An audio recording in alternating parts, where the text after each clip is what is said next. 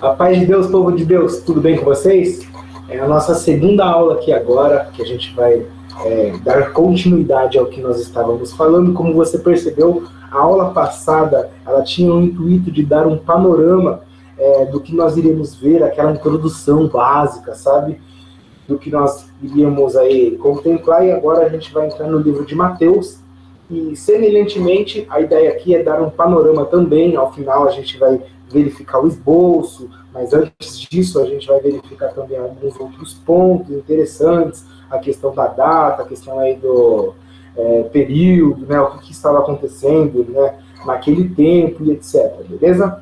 Vamos lá então, irmãos, mas antes disso eu convido você a fazer uma oração, tá? Senhor Jesus, eu quero agradecer pela vida dos nossos irmãos que aqui estão assistindo. Obrigado, Jesus Cristo, porque o Senhor, Deus querido, seja no dia, na tarde ou à noite, o Senhor nos deu essa oportunidade de estar estudando um pouco da sua palavra. Senhor, que a sua palavra possa impactar os nossos corações. Eu acredito no que eu estou falando aqui para os meus irmãos. Então, em nome de Jesus, faça a sua vontade para a glória do seu nome.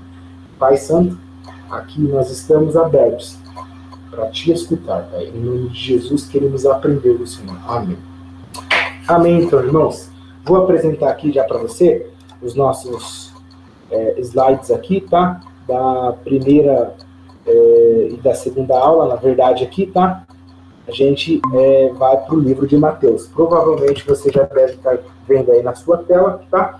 E a gente vai fazer algumas considerações. Ok, gente? Então, bora lá, então. A primeira questão aqui, vem comigo no slide. A gente vai ver um pouco sobre a autoria, sobre os escritos originais, tá?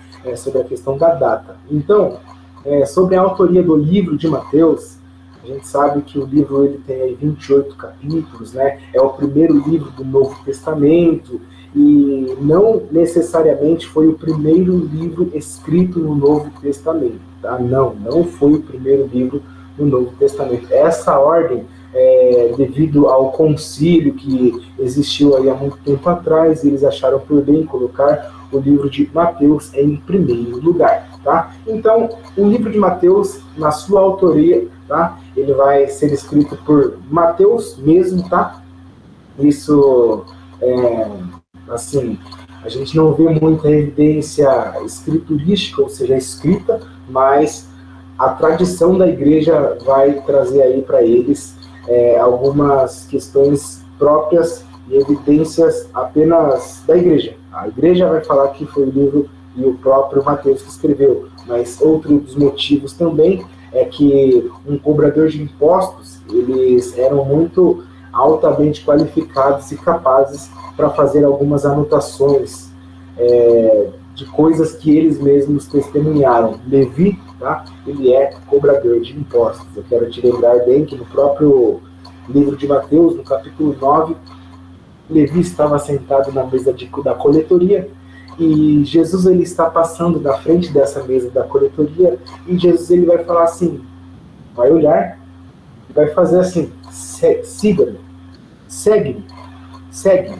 Apenas Levi vai ter uma, atitude. Ele vai se levantar, ele vai deixar toda aquela história dele passada, ele vai deixar tudo que ele vivia, vai se levantar e passar a caminhar com Jesus Cristo. Esse é o cara que a gente assim, tanto admira no sentido de que ele escreveu realmente o livro de Mateus, tá bom? A gente não tem, como eu falei para você, uma base da Bíblia, a gente não tem, olha, o livro de Mateus foi escrito por Mateus, não, gente, você não vai encontrar isso, tá? A igreja vai entender que foi o próprio Mateus que escreveu, tá? E é isso, gente, tá? Sobre a autoria de Mateus, foi Mateus mesmo que escreveu. A gente também foi feita uma pergunta no nosso último encontro, na terça-feira, e o escrito original, tá? Eu tinha falado que foi grego, porque de fato também é válida essa resposta, tá? Alguns estudiosos eles sugerem que Mateus ele tenha feito, tenha escrito uma obra anterior, tá? Em hebraico, na língua original deles, né? Tratando exclusivamente do que, gente? Das declarações de Jesus. e posteriormente traduzido para o grego, sendo usado pelos outros autores do Evangelho, né? Mateus, ele pôde ter se valido dos escritos de Marcos, ele pôde ter, opa, vou dar uma lida aqui no Marcos e, né, usar dessa mesma questão, coisa que não é errada, coisa que não é, nossa, então ele copiou, não, né? Era comum muitas pessoas, mesmo que vivenciassem tais coisas, olharem também em outras coisas, em outras evidências para compor as suas, tá bom? Afinal, o livro de Marcos, ele realmente bombou, né? O livro de Marcos, ele foi realmente muito conhecido, ele se tornou padrão. Então, era necessário que Lucas, Marcos, Lucas e Mateus dessem uma olhada assim no livro de Marcos, tá bom?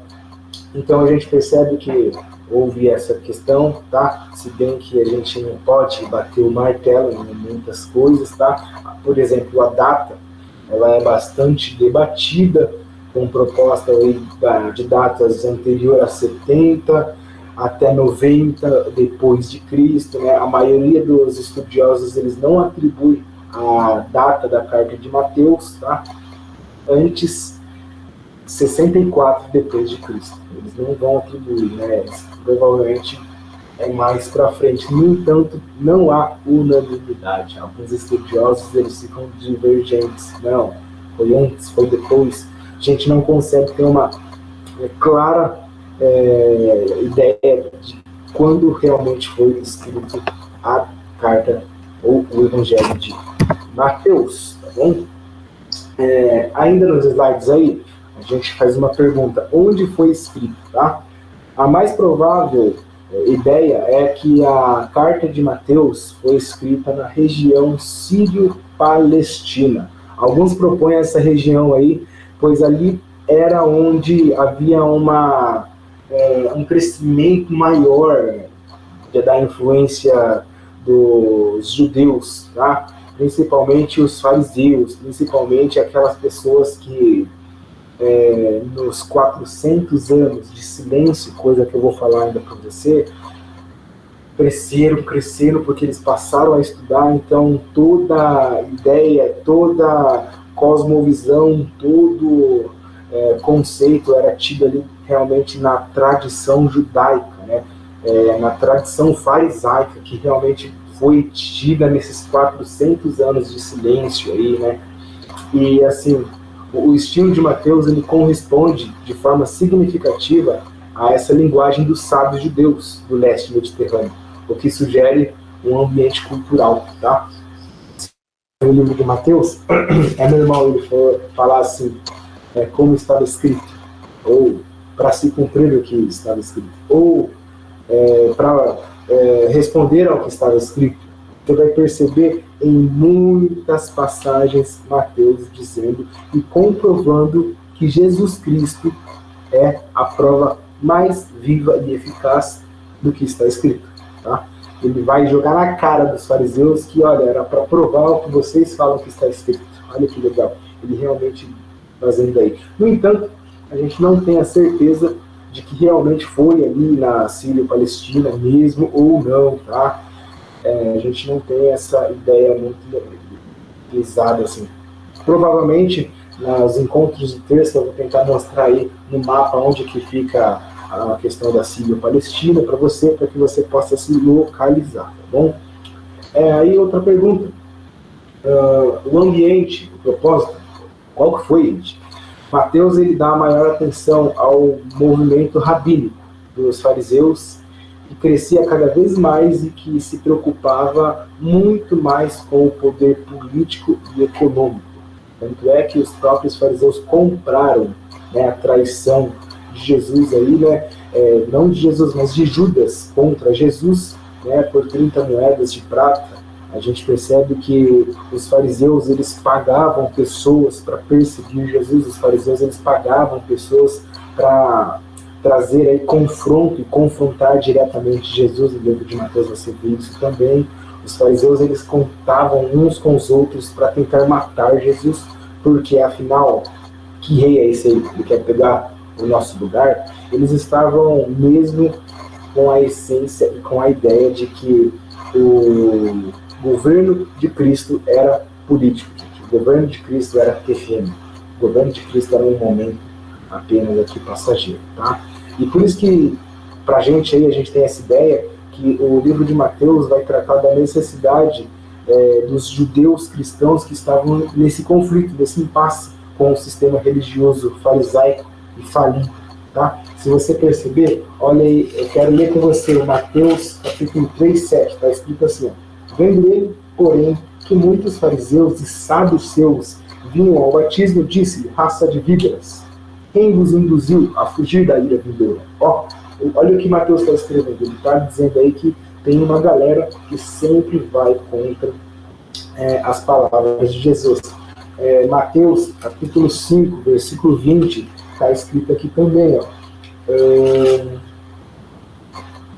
Porque vos digo que, se a vossa justiça não exceder em muito a dos escribas e fariseus, jamais vocês vão entrar no reino dos céus. Olha de novo, no capítulo 23, no verso 2, tá? Eu faço questão de ler para você, porque eu acho que é importante que Mateus está atacando realmente essa ideia farisaica de que Jesus, tá? Ele é um Messias político, tá? O termo Messias é a questão do ungido de Deus, né? Assim como o termo Cristo, né? Quando a gente fala Cristo, você se refere a ungido. Você se fala de Messias, você realmente se refere ao ungido prometido, que vem como rei, tá?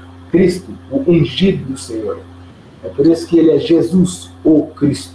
Tá? Por isso que ele é Jesus, o Messias, o Yeshua. Né? Termos esse que a tradição judaica, ela assim, distorceu exatamente essa ideia e agora passaram a ter Jesus Cristo como aquela pessoa que iria vir e salvar o povo judeu aí das mãos do Império de Roma. Porque nesses 400 anos de silêncio, a gente percebe que os fariseus, né, eles nascem aí, porque já não havia mais profetas, já não havia mais milagres, já não havia mais pessoas que faziam a vontade de Deus, já não havia mais juízes, já não havia, gente, mais alguém que se levantasse em nome de Deus. Tá? Depois que Malaquias acaba o seu livro, parece que se fechou, a voz de Deus se acabou para as pessoas. Ficaram 4 gerações, gente, 400 anos como o silêncio de Deus. Deus parou de falar, Deus parou de se manifestar, Deus acabou. E nessa, os fariseus, eles passam a existir. O que é um fariseu? É um doutor da lei. É uma pessoa que se aplica à lei de Moisés. Tá? É uma pessoa que realmente se aplica e estuda as leis de Moisés. Então esses fariseus, eles nascem aí. Quando Deus para de falar, o homem passa a buscar a Deus. Quando Deus para de falar, o homem passa a criar caminhos. E os fariseus, eles nascem aí, bom, porque eles estão estudando, eles estão aplicando, só que no meio do caminho, eles começam a considerar as coisas dessa vida mais essenciais do que a vida eterna. Eles passam a considerar as coisas desse mundo, a política desse mundo, o dinheiro, o capital, mais essencial do que o reino dos céus. Tá? E é exatamente nesse sentido que o próprio Mateus está escrevendo. Veja aí no capítulo 23, no versículo 2. Tá? 23, 2 está escrito assim: na cadeira de Moisés se assentaram os escribas e os fariseus. Olha o que ele está dizendo. Fazei e guardai, pois, tudo quanto eles vos disserem, porém não imiteis nas suas obras, porque dizem e não fazem. Atam fardos pesados e difíceis de carregar, e os põem sobre os ombros dos homens. Entretanto, eles mesmos nem com o dedo podem movê-los. Olha o que ele está dizendo. Né? Praticam, porém, todas as suas obras com o fim de serem vistos pelos homens. Olha a hipocrisia. Pois alargam os seus filactérios, é um outro estudo que a gente precisa fazer, mas eram como cordinhas, né? Alongam as suas franjas, né? Aquele negócio assim, faz um barulhinho, tá? É uma roupa toda bonita, etc. Amam os primeiros lugares nos banquetes e as primeiras cadeiras nas sinagogas, as saudações nas praças e os seres chamados mestres pelos romanos.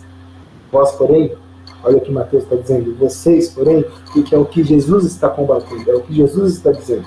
Vocês, porém, não sereis chamados mestres, porque um só é vosso mestre, e vós sois todos irmãos.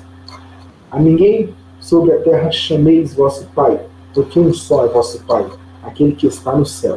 Porque os fariseus, eles eram muitos chamados de Pai, porque os fariseus, eles tinham muitos discípulos. E os fariseus, eles se intitulavam como Pai, Father.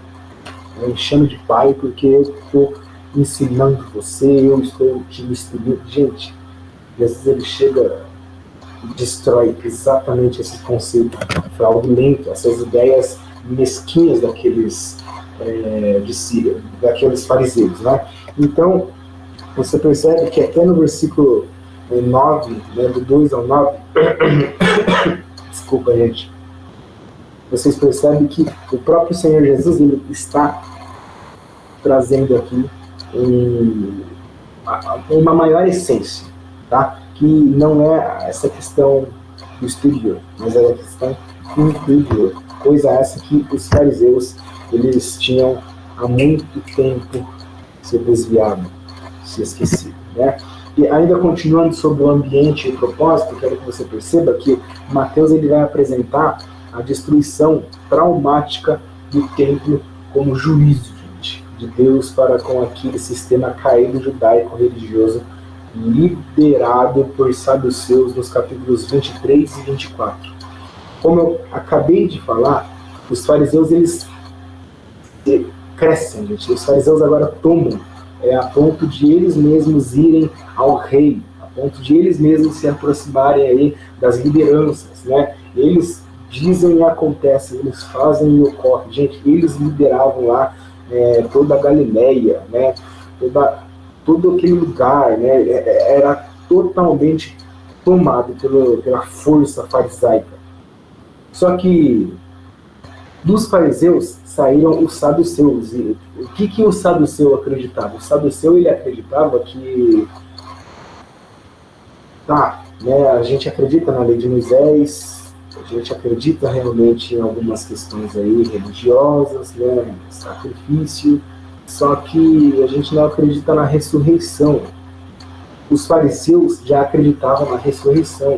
Tá? Lá em Atos dos Apóstolos, lá para frente, né, houve aí uma intriga e o apóstolo Paulo usou exatamente dessa ideia para escapar lá de uma perseguição. Ele falou, olha, os fariseus acreditam na ressurreição, os saduceus não acreditam na ressurreição, e agora, como que vocês se dão bem aí?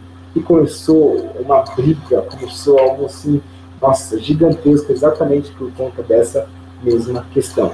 E os saduceus, eles não acreditavam, né, na vida depois dos mortos, e isso entra em xeque totalmente com a palavra de Deus, né?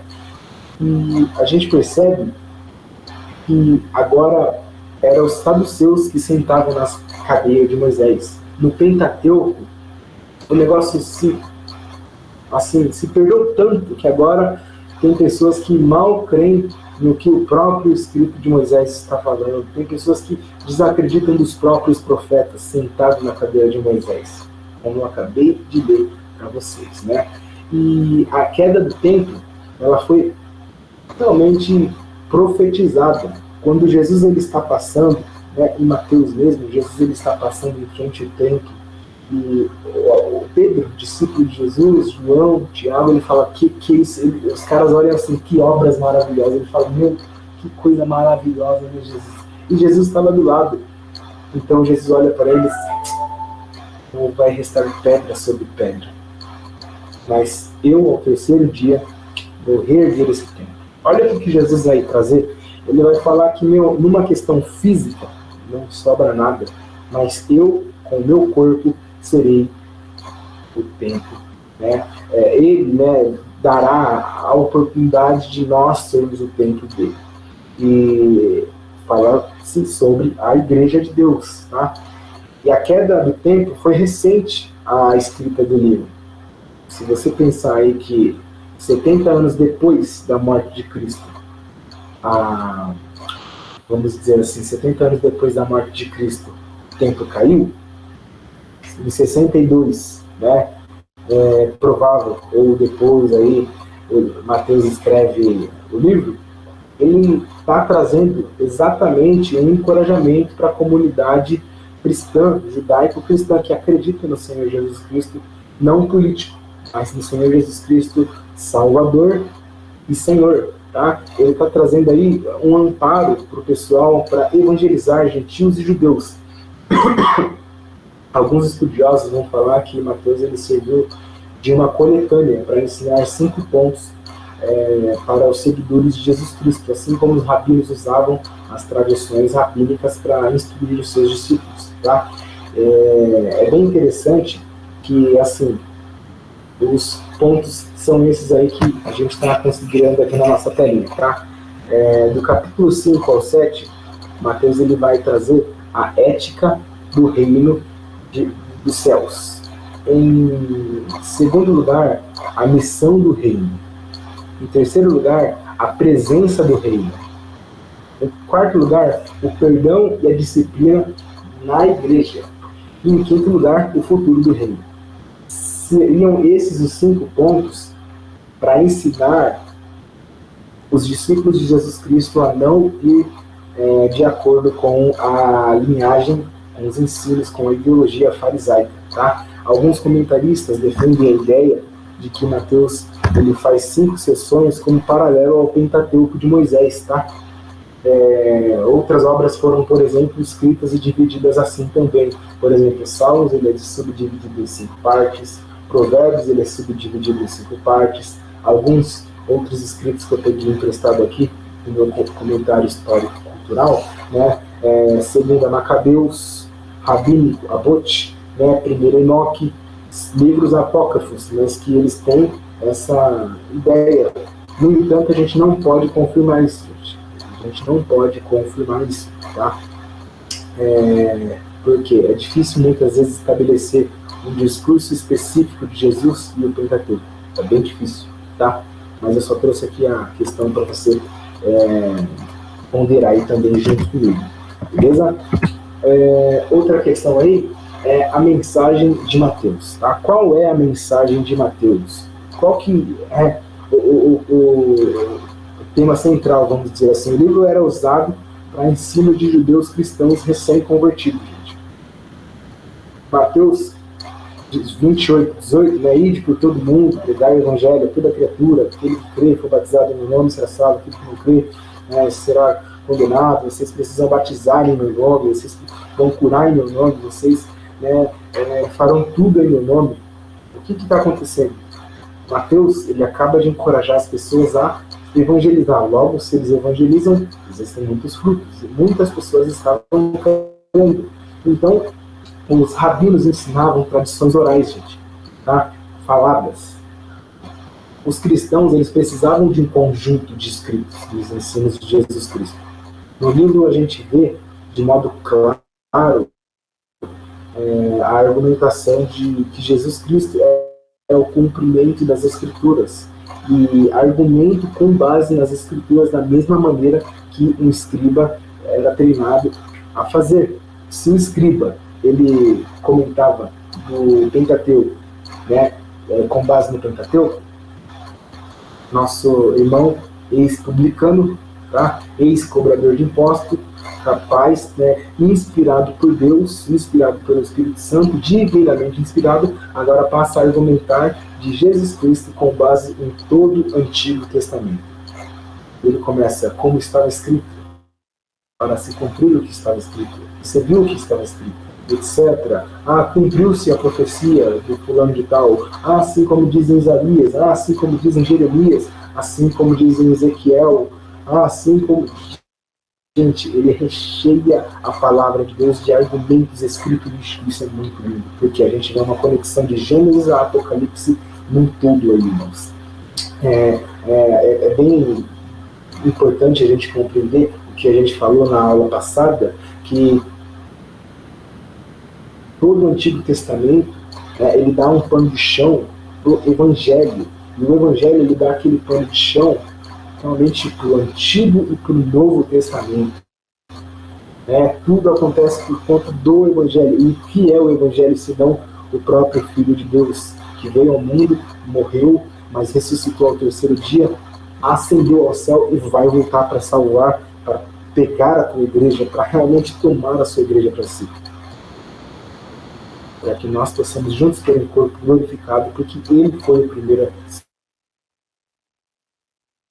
ressuscitar. Logo, se você aí, dá uma minha aí na sua casa, porque essa palavra é fiel e verdadeira e digna de toda aceitação. Ou seja, voltando aqui,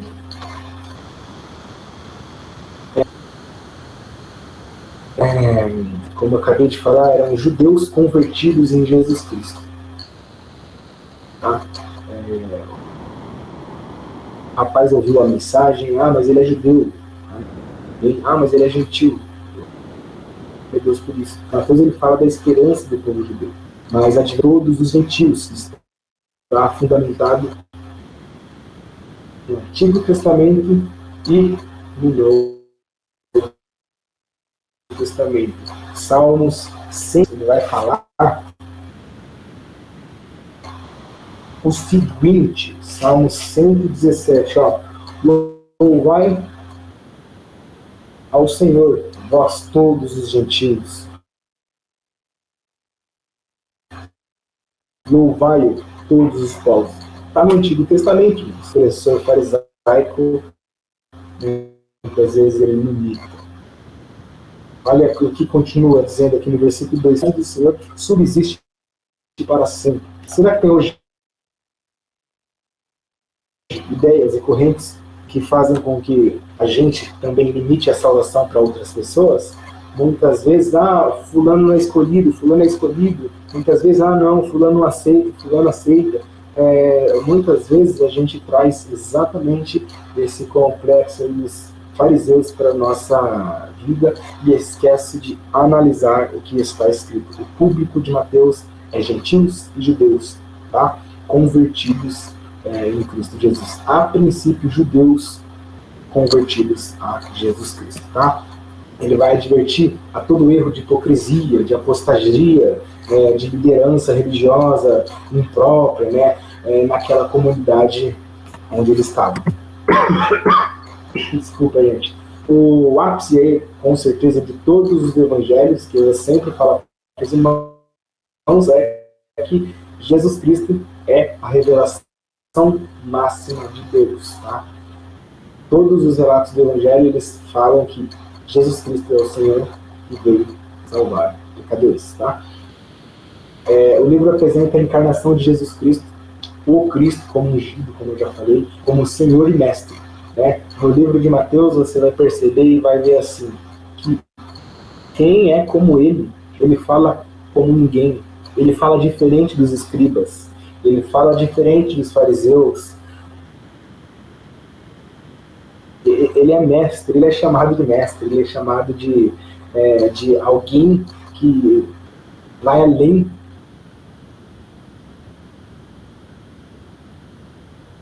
de qualquer conhecimento físico aí. Ele é chamado de sábio, mas não consegue responder com uma pergunta que ele faz, mas ele é aquele que responde todas as perguntas. A gente percebe que Deus, sabedoria, imensidão, graça, amor, misericórdia, a gente percebe também a parte de Deus. Vamos lá, tem mais 4, mas eu me esqueci, eu vou me lembrar aqui, ou não, para falar para os irmãos. A graça, reveladora, é ele que vai trazer para a gente. Nesse sentido, o próprio Mateus ele vai falar um pouco sobre a ética, a missão, a presença, o perdão e o futuro do reino de Deus na vida de Cristo. E, claro, a gente tem uma menção total aí da trindade do nosso Deus. No próprio batismo de Jesus a gente percebe, no próprio nascimento, no próprio deserto, ele sendo conduzido pelo próprio Espírito Santo, né, para ser provado na própria habilitação de Jesus para curar e expulsar demônios. Ele fazia tudo isso pela força do Espírito Santo. Só para a gente ler o texto, capítulo 4, tá? Versículo 1, está escrito assim: a seguir foi Jesus levado pelo Espírito. Levado por quem, gente? Pelo Espírito, com E maiúsculo. Não refere-se ao Espírito de Satanás, mas ao Espírito de Deus. Ele foi conduzido pelo Espírito Santo a ser provado, tá? Por Satanás aí, tentado, na verdade, por Satanás, tá? E a gente percebe que o próprio Senhor Jesus Cristo usou esses recursos. Pitai, que significa está escrito, está escrito, está escrito. Sempre o próprio Senhor Jesus trazendo o que está escrito do Antigo Testamento e dizendo assim: ouviste o que foi dito? Eu, porém, vos digo. Ele ultrapassa sempre mais e mais e mais o que tradições, o que a linhagem farisaica tinha ensinado. Ele sempre vai voltar e vai trazer o que está escrito, tá? É muito interessante isso. Jesus, ele insere seus seguidores pelo Espírito Santo. Se você for perceber na escolha dos discípulos, Jesus, ele passa a noite toda e o Espírito Santo o ajuda a fazer a escolha dos 12 discípulos, né? Mateus capítulo 7, versículo 21, a gente percebe que o próprio Deus sonda o coração das pessoas, né? E ele sabe quem são, quem não é, né?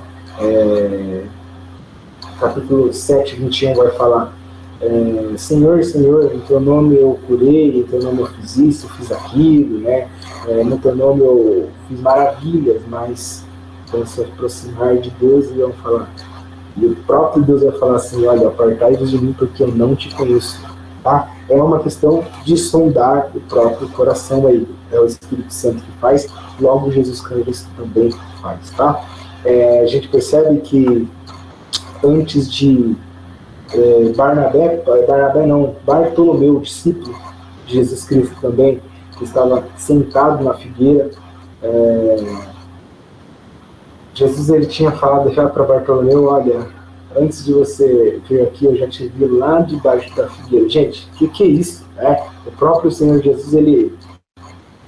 Gente, é maravilhoso. Ele realmente falava coisas que ninguém conhecia. Tá? Isso traz aí alguns dos atributos da parte de Deus sendo usados aí para a glória de Deus, sempre, tá? Com esse objetivo, tá? Deus não vai usar nenhum e nada que não seja para a glória do Pai, tá? E suas obras eram feitas sob o poder do Espírito Santo, né? E o próprio Senhor Jesus Cristo ensinou que pecar contra o Espírito Santo é a coisa mais abominável e sem perdão que existe, porque o Espírito Santo é aquele que trabalha, faz tudo em nós, né? O Espírito Santo, ele é encontrado na grande comissão, para a gente ser batizado em nome do Pai, do Filho e do Espírito Santo, né? A gente percebe que a questão da autoridade já é dada pelo Espírito Santo. Gente, o Espírito Santo tem um papel imprescindível aqui nos evangelhos ao todo, tá? É muito importante entender isso. Qual que é o conteúdo do livro de Mateus, né? O objetivo de Mateus é evidente, gente, na estrutura desse livro, que agrupa os ensinamentos e atos de Jesus em 5 partes, tá? Lembra que eu tinha falado no começo que existia lá, talvez o livro foi escrito com 5 partes para ir de confronto com os ensinamentos dos fariseus, tá? Agora, no conteúdo, a gente consegue ter essa mesma estrutura, né, comum ao judaísmo, e pode revelar o objeto de Mateus em mostrar Jesus como cumprimento da lei. Cada divisão termina com uma fórmula como concluindo Jesus este discurso, tá? Concluindo Jesus este discurso. Tem algumas referências, se você quiser, pausa, tá? E dá uma olhada nessas referências, que eu não vou conseguir ler todas essas referências para você, tá bom? Se você quiser me escutar com qualidade, faça isso, ok? Então, Por isso que o livro ele é conhecido como o livro dos sermãos.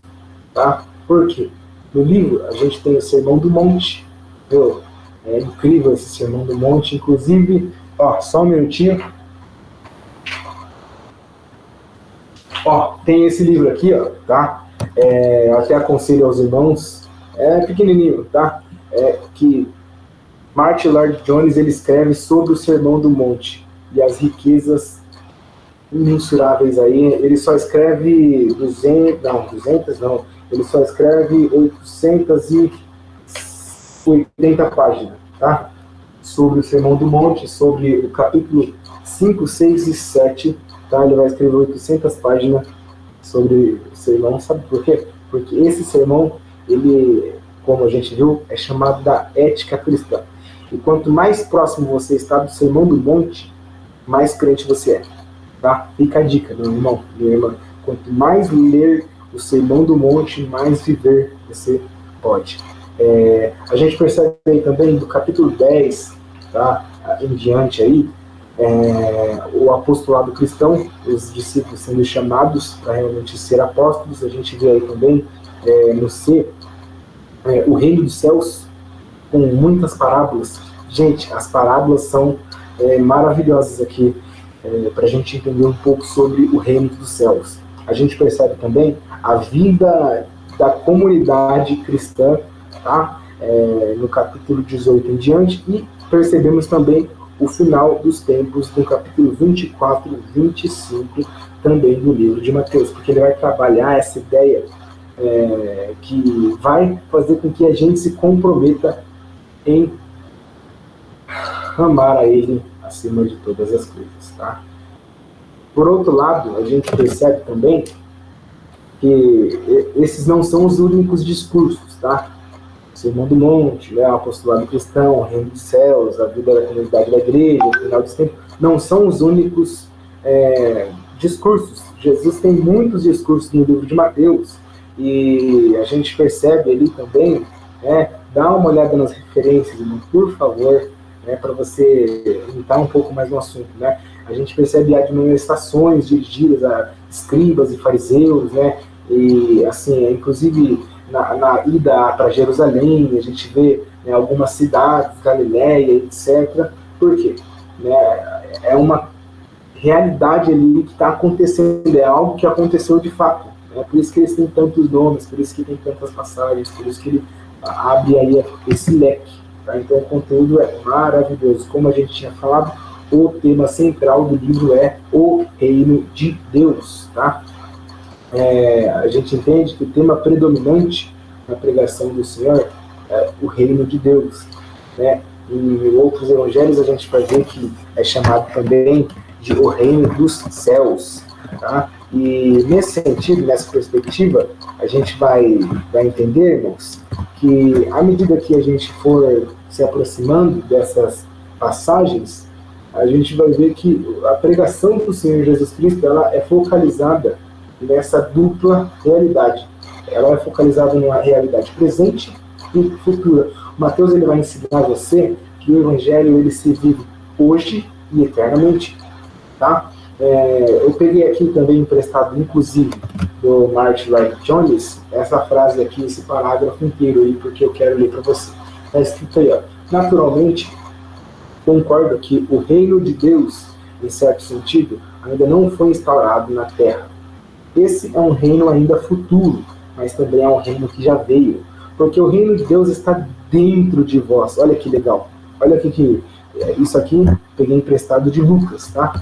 Mas olha, o reino de Deus está dentro de vós. Sim, o reino de Deus está em todo verdadeiro crente, está no seio da igreja, equivale ao reinado de Deus, ao reinado de Cristo, né? E Cristo está reinando hoje em dia no coração de todo verdadeiro crente. Ele reina no seio da igreja, sempre que ela realmente o reconhece como seu Senhor.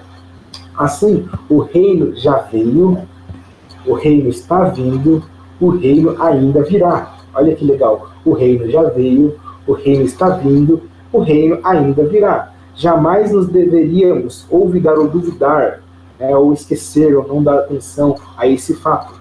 onde quer que Cristo se encontre entronizado na posição de rei, até aí já chegou o reino de Deus. De sorte, apesar de não podermos dizer que ele já esteja governando a terra inteira no tempo presente, certamente ele já está remando nos corações e nas vidas de todo o seu povo. Amém? Que lindo, né? A gente percebe que o tema central de Mateus, de São Mateus, como diz aí a Igreja Católica, né, é exatamente o reino de Deus, tá? E é muito importante que o livro de Mateus ele fala que para todos os crentes essa verdade ela precisa existir, né, e remar aí no coração de cada cristão.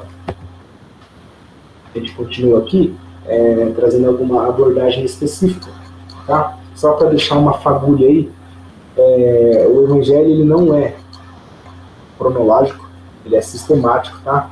Topical, ou seja, entre tópicos, sistemático, né? Vamos pegar uma coisa aqui, etc. Beleza? É um evangelho de ensino sistemático, repetir propositalmente, é claro, viu? É um evangelho de melancolia e tristeza. Eu duvido você achar Jesus Cristo dando uma risada na Bíblia. Eu duvido você ler o Antigo Testamento inteiro, Novo Testamento, e ver que Jesus estava dando risada. Legal. Eu vejo Jesus chorar, eu vejo Jesus se humilhar, eu vejo Jesus sofrer, eu vejo Jesus suando gotas de sangue, eu vejo Jesus chorar porque perdeu pessoas amadas e queridas, eu vejo Jesus num sentido assim, bem... para você entender melhor, homem. Vejo Jesus bem abatido, bem triste, porque ele sabia o que veio fazer. No próprio Mateus você vai ver diversas vezes, ele pelo menos foi 3 ou 4 vezes falando: olha, o Filho do Homem será entregue na mão de pecador, mas ele haverá de ressuscitar, tá? Porque é um evangelho de melancolia, gente, né? Não é um evangelho de triunfalismo. A igreja, né, da prosperidade aí pega, nossa, gente, mas distorce toda essa mensagem. Mas eu quero convidar você a olhar com outros olhos o evangelho de Mateus, né? Mateus, ele é o evangelho da igreja. A gente vê apenas em Mateus, nos evangelhos aí, o termo igreja, tá? Pelo menos 2 vezes ou 3 vezes, tá? Depois você me corrija aí, por favor. A gente tem alguns personagens, tá, principais aqui do lado que eu coloquei, né? A gente tem aí Maria, José, João Batista, os 12, né? Você sabe o nome de cada um deles? Saber, viu? É importante. Líderes religiosos, né? Os fariseus, os saduceus, os escribas. A gente vê Caifás, a gente vê Maria Madalena e outras mulheres, e principalmente o Rei dos Reis aí, o Senhor Jesus. Tá? A gente acabou de ver um pouco do objetivo central do livro de Mateus, né? O livro se divide em 3 partes: a vida do ministério do Messias, reivindicações do Messias, e o sacrifício e o triunfo do Messias, que é a morte e ressurreição. Sabe onde estão essas informações? Na sua apostila, gente. Se você não ler a apostila, não é que você vai perder nota, é que você vai fazer um curso e não vai conseguir aprender nada. Tá? Desculpa falar assim, mas a gente precisa se apropriar desse material e a gente precisa ler com todo carinho e se dedicar na leitura para aprender as verdades de Deus. A gente está tendo esse curso para fazer isso. Talvez não são todos que vão assistir essas aulas, mas eu sinto de falar isso, gente. Enquanto nós não dermos a nossa matéria aí, a gente não vai conseguir atingir o necessário para que o nome de Deus seja glorificado, tá? Fazendo essa abordagem específica aí, a gente parte agora de alguns pontos salientes em Mateus, tá? O nascimento de Jesus, José, o pai adotivo de Jesus, Maria, a mãe de Jesus. Maria foi mãe de Deus. Jesus é Deus. Se Jesus é Deus, Maria é mãe de Deus. E agora, a Igreja Católica tem razão? E agora, né? como que se deu o nascimento de Jesus? Ela estava virgem? José, são esses magos, o que aconteceu? Né? Eram pastores, eram feiticeiros, eram magos. Por que usa esse mago? Né? A estrela vista pelos... Essa questão é mais simples aí, né? A tentação dos 40 dias, Jesus comeu pão? Não. Ele tomou água só? Como que foi? Tem 3 pessoas que fizeram jejuns de 40 dias, né? Quais são elas? Pensa aí. Né? Pensa aí. O grande discurso sobre o fim, capítulo 24, 25, você já leu isso? Você já viu? Jesus está voltando já, está acontecendo as coisas, a grande tribulação, assim, como no Mateus capítulo 24 vai falar, né, o começo dos fins do tempo. A gente vai ter um termo aqui bem interessante, e eu quero levantar dúvida com você, tá bom? Aqui, ó, o princípio das dores. O princípio das dores já aconteceu? Estamos vivendo o princípio das dores? E agora? Como que fica essa relação, amigos? Pensa comigo, por favor. Eu acho que vai ser bem útil essa questão, tá? A ressurreição de alguns mortos. Quando Jesus Cristo morreu e ele ressuscitou, alguns mortos deixaram seu sepulcro e ressuscitaram. E agora? Onde que eles se encaixam? Como assim eles ressuscitaram? Capítulo 24 de Mateus também, se eu não me engano, não, 24 não.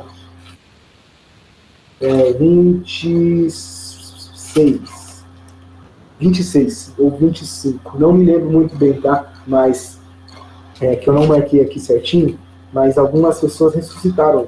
E agora? Meu Deus do céu, como que vai ficar essa questão? Né? Como que a gente explica?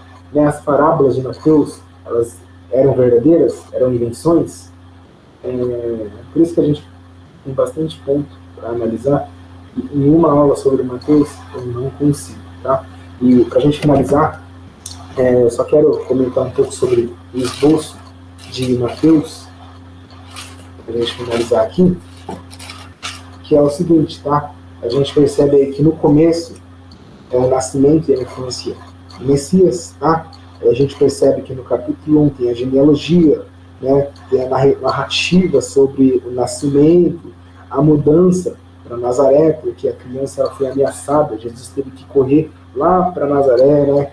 Era perigoso ficar, senão o rei, né? Iria matar aquela criança, semelhantemente a Moisés também.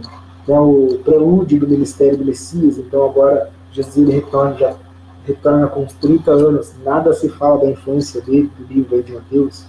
Né? O ministério preparatório de João Batista, o batismo de Jesus, a tentação de Jesus, né? O ministério de Jesus lá na Galileia. Tá? Depois, né, o primeiro discurso aí é o Sermão do Monte, do capítulo 5 ao 7. A gente percebe aí, tá? Vou tirar aqui para você.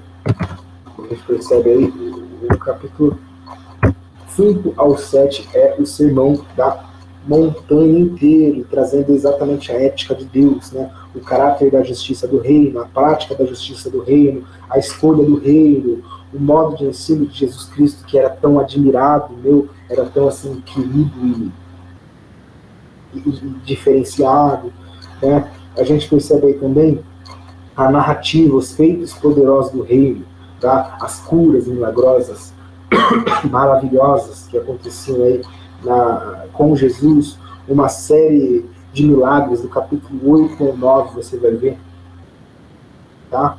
O reino e a ordem antiga, né? Mais milagres depois, discurso 2, proclamação do reino, capítulo 10, lembra o chamado aí dos discípulos, 70 pelo menos, né, mas que foram embora, os pregadores e suas missões, né? A resposta a ser esperada, a narrativa 2, aí, a presença do reino, o desafio, a presente geração, o reino de João Batista, a oposição ao reino, a comunhão no reino, discurso 3, ministério do reino, capítulo 13 em diante, tá? A gente vê a parábola do semeador, do capítulo 13, do versículo 1 ao 9, a explicação do método da parábola, capítulo 13, do 10 ao 23, porque além de explicar a parábola, em algumas situações Jesus comentava sobre ela, tá?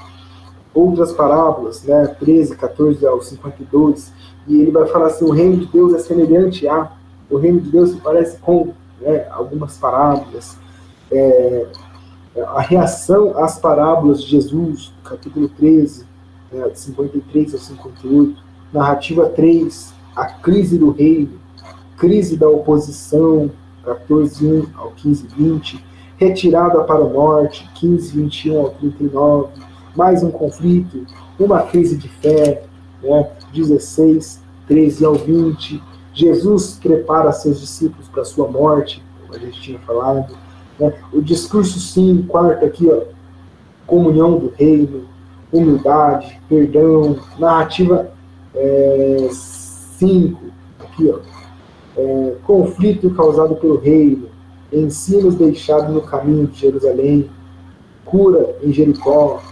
acontecimentos em Jerusalém, controvérsia com os judeus, denúncia contra escribas, discurso 5, agora é o 5, era o 4 antes, futuro do reino, profecia do reino vindouro, capítulo 24, aí, ó, lembra dos princípios da dores, advertência sobre a vigilância, julgamento nas nações, a paixão do rei, capítulo 26, 1 ao 27, né? A trama para trair a Jesus, você vai ver, a última ceia, acontecimentos no Getsemane, lembra quando Jesus suou gotas de sangue, você vai ver mais em Lucas, tá?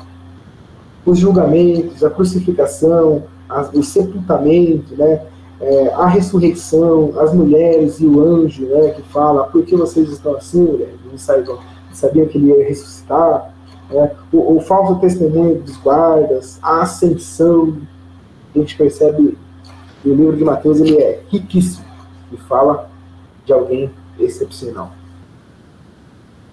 Jesus Cristo, o Filho de Deus. Tá? Deus abençoe a sua vida. Estamos juntos. Qualquer dúvida, cola com meus queridos. Beijo e abraço. Senhor Jesus, obrigado pela vida de cada irmão e irmã que nos assistiu aqui agora, e que a realidade de Mateus possa ser a nossa, que a gente possa compreender e entender, que a gente possa viver realmente cada vez mais próximo da Tua Palavra, do que Teus santos servos e principalmente o que o Senhor Espírito Santo nos deixou aqui para viver. Senhor, nos dá força, em nome de Jesus. Amém. Beijo e abraço, minhas queridas e meus queridos. Até mais.